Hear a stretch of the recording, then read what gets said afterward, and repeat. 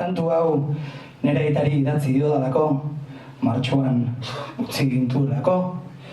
Bera pertsona indartsua izan zen, boxealaria, bere gazte garaitan, eta kantu hau, El Gran Golpeador.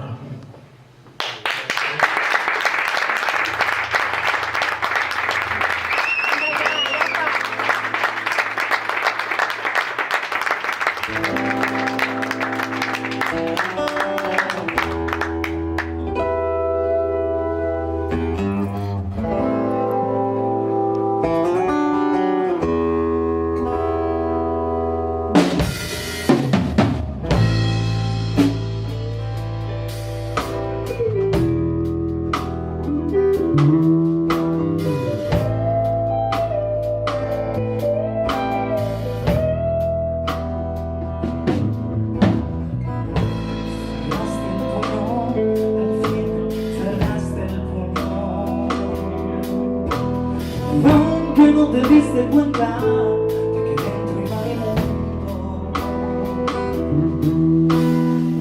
los imborrables que perforan este canto, fuegos imborrables que muerto en mi llanto.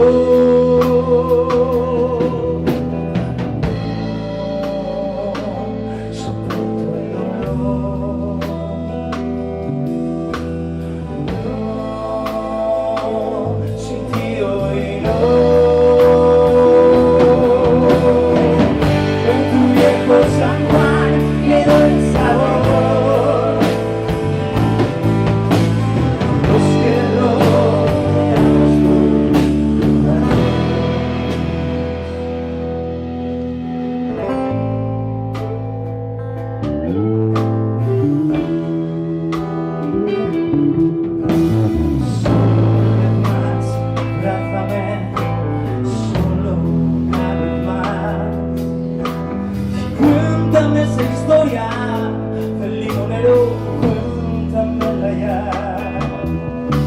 Sonó la campana y te fuiste al rincón. El servirte en el combate fue todo, no.